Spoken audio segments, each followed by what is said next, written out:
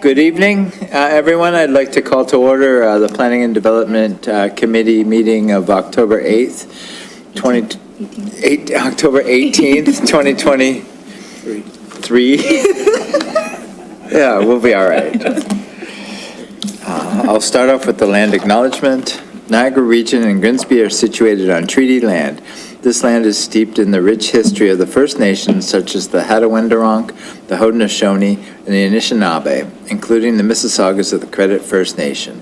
There are many First Nations, Métis, and Inuit people from across Turtle Island that live and work in Niagara today. The regional municipality of Niagara and the town of Grimsby stand with all Indigenous people, past and present, in promoting the wise stewardship of the lands on which we live. Any disclosures of pecuniary or non-pecuniary interest? Seeing none. Need a mover and seconder for approval of the agenda. Councillor Freg, Councillor Bradsey.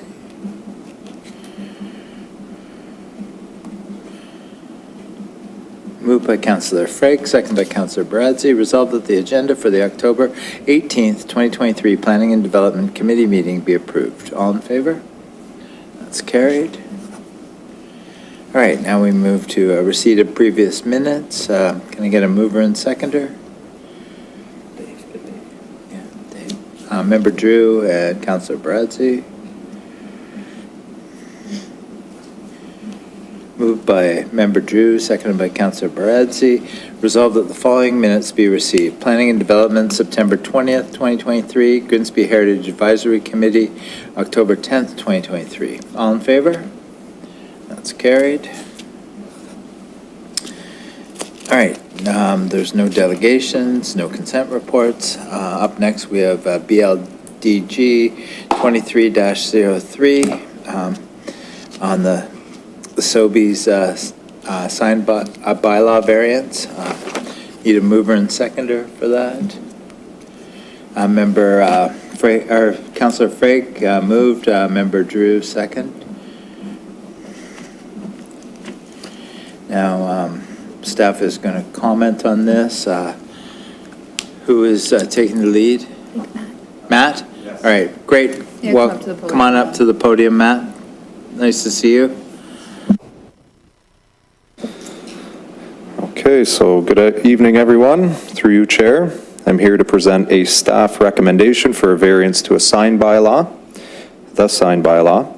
The sign bylaw limits a wall sign area to 10 square meters, whereas the subject sign area would be 14.77 square meters.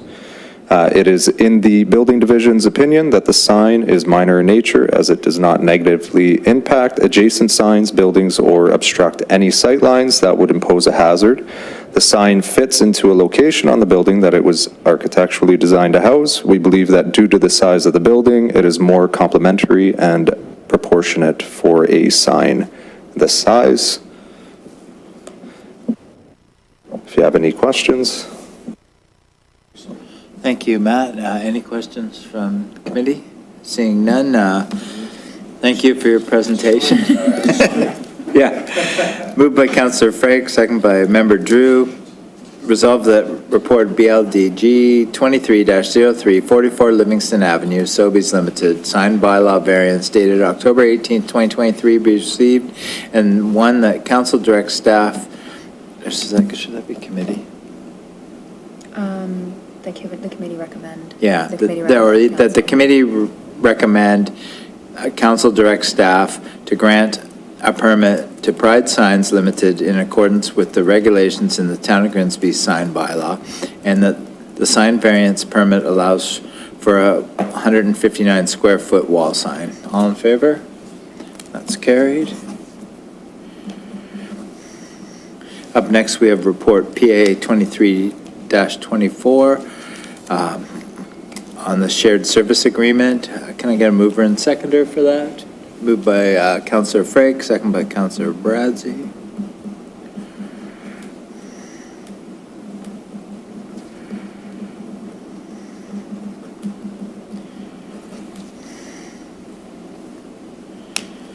All right, summary from staff. Terry, welcome.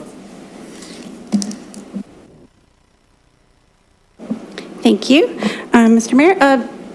So just briefly, this, and through you, Mr. Chair, this is a report. It just details further implementation of Bill 23 with regard to the sections of the changes of the Planning Act that related to the region's role. So as part of the changes in Bill 23, the regional role would have the region with no planning responsibilities. And so the region and municipalities over the last number of months have been creating a shared services agreement that would allow for the region to continue providing advice on regional or provincial components of the review that they already do. So we would use them sort of like we would a consultant or a vendor in this case. So this this agreement, you can see it in Appendix 1. It's a standard agreement that is all used by all 12 municipalities. It would come into effect 90 days after the proclamation of the Planning Act sections related to the region's responsibility. And then it would end, should it not have been decided that we jointly would not want to continue, it would end 90 days following the next municipal election. And the idea is that there will be reviews of it each year, and that there would be an extension of it, like a year prior to it expiring, we would renegotiate and look at it that way. So each municipality has looked at some of the skills and expertise of our municipal needs, and you can see that in Appendix B. It outlines some of the different ones that the town of Grimsby would be looking for from the region, and it also has different provisions for if we wanted special projects or assistance with that, so there's an hourly rate for that. So it just basically outlines the responsibilities, obligations, timing that the region would provide comments for, and it just basically sets out our future relationship. We are recommending that this be approved in principle.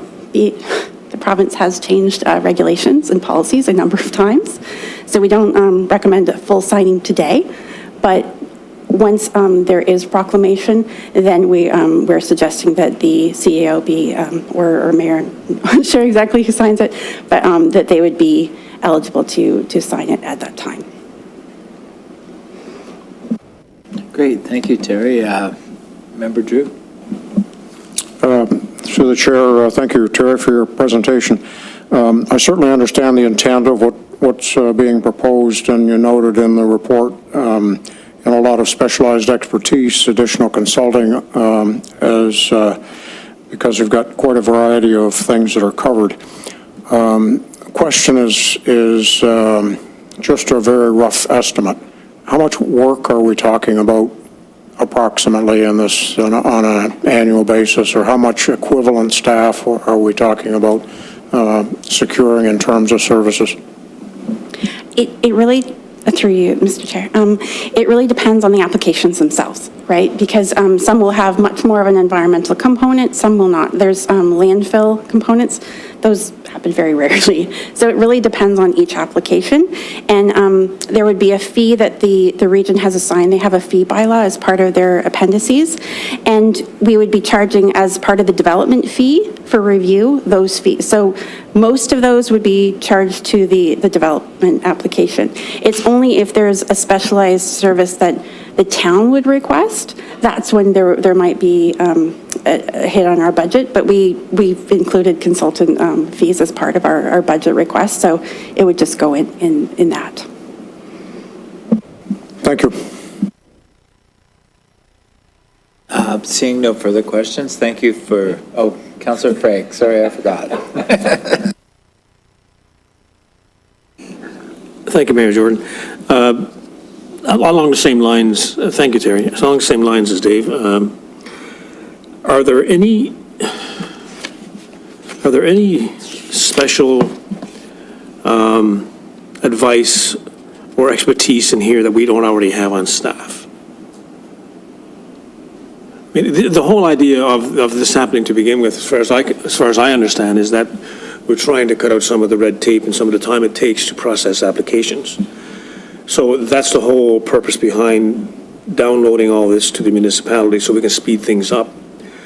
But if we're going to continue to use the region for expertise and advice, then is that not just going to put us back in the same position we were before, or is there some type of rule that we're going to be using? And I guess on the same question, if the region was giving us all this advice, if there's advice they need to give us, is this going to be a type of service that we should look at having on staff or hiring to be on staff rather than downloading it from the region and creating another answering line, another communication line to everything? You know where I'm going with this, right? Through you, Mr. Mayor. There's a couple components. So some of them are like land use compatibility. That really relates to your employment areas or something like that. So sometimes we would need that, but if there's no employment component, you wouldn't need that skill. So some of these are very specialized. So there are some opportunities for staff to learn some of those through coursework, to learn some of those opportunities, but some of the list that you can see is like urban design or environmental review. That is a specialized field that we would probably need to have a whole person or a team of people to really be able to take on that role. And that was one of the key components of why this shared service arrangement was proposed, because some municipalities like ours are smaller, and we cannot sustain an entire environmental planner or two to be able to review applications, because we might not have that fulsome need for each application. So that's where this opportunity provides an opportunity for us to get advice without having additional staff to supplement that. So along the same line, when you say environmental, are you talking the MPCA, or is that separate? Is that another separate environmental body that we have to go through? Through the chair, the MPCA, part of Bill 23 also changed some of the conservation authorities' requirements and responsibilities. And prior to that, the region took on a number of the previous responsibilities of the MPCA. So a lot of the environmental review for applications was already at the regional level, just for some of the changes that happened probably in the last 5-10 years. But the MPCA will still review applications, but just in a different way. So there's just levels to what we would provide versus what the region would provide. And the MPCA will still be there. They just will look at like wetlands and hazards. Walter? In addition to that, like you had a question about timing and how quickly we can process applications, and this would in no way slow down the processing of applications, because they would be doing their review at the same time as when we are doing our review. So simultaneously, everything's being done concurrently. It's just getting the resources that we would need to do an adequate review of an application where needed. So it's only where needed.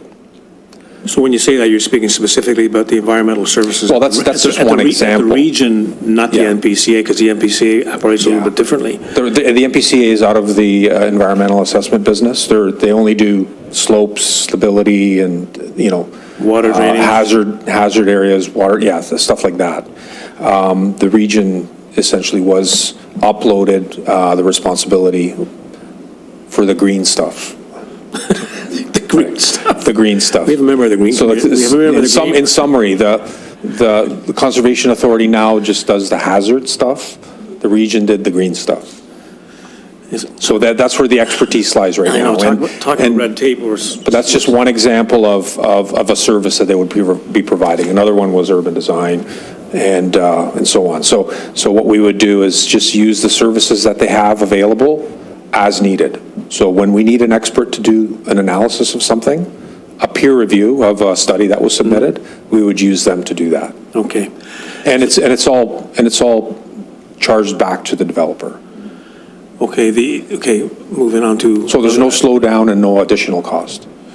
Is it speeding it up? It's the same. That was the whole idea, right? It doesn't slow it down.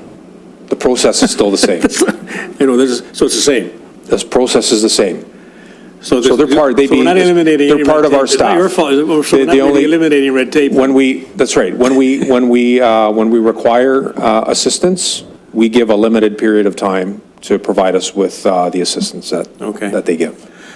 Terry mentioned something else that I was going to ask, and that is, she said they as in the region would also have an input into employment lands. Did I hear that right?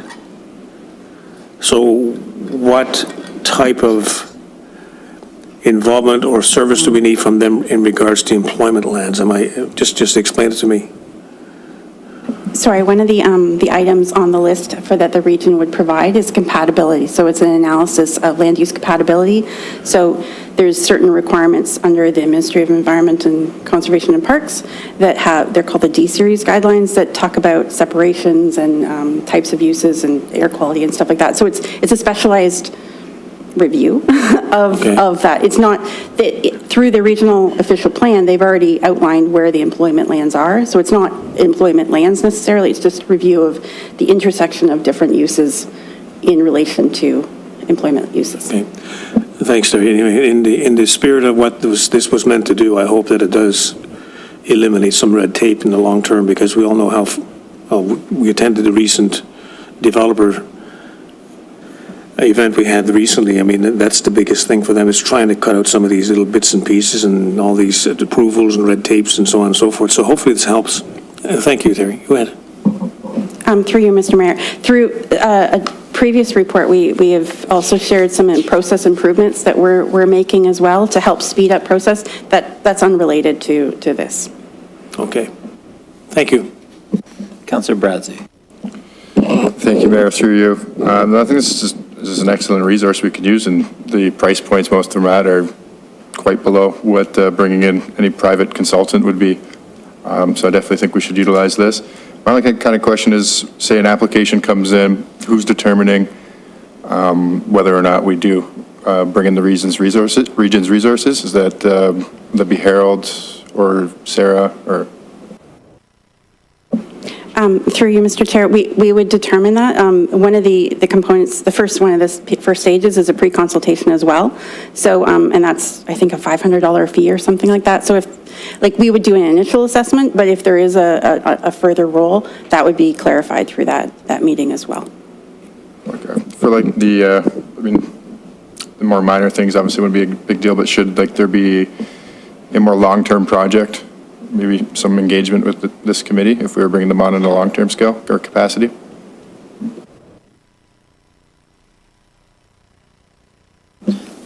Thank you, Terry. I just want to add that what it does is, because we have the 12 local area municipalities, they don't have to have planning staff that does every facet, and so we don't have 12 throughout the region, or throughout the region, 12 local municipalities that would have all the resources and wouldn't use them efficiently. So this is making the region kind of like a consultant that's there to and knows the whole region and will keep it consistent. So I think it will streamline, just in the way that they can concurrently work on things. And the region knows that Niagara-on-the-Lake, the region has the same plan set up for Grimsby as well. I just think it is efficient, and I think it will work as long as the province doesn't keep doing the same thing and doesn't change the rules halfway through or whenever. So I really think it should work well, and I think it is where two tiers actually do work and make things better in this way. So with that, thank you for your presentation. And moved by Councillor Frake, second by Councillor Bradzi. Resolve the report PA 23-34, Planning Shared Services Agreement dated October 18, 2023, be received, and that the committee endorses the Planning Shared Services Agreement between the Town of Grimsby and the municipality of the Region of Niagara in principle, and that the Chief Administrative Officer be authorized to sign the agreement on behalf of the town upon the date of provincial proclamation for the amendments to the Planning Act related to the upper tier municipal planning responsibilities. All in favor? That's carried. All right, we don't have any correspondence. Any other business from the committee? Seeing none, next Planning and Development Committee meeting is scheduled for November 8th, 2023 at 5 p.m. Meeting is adjourned. Good night, everyone.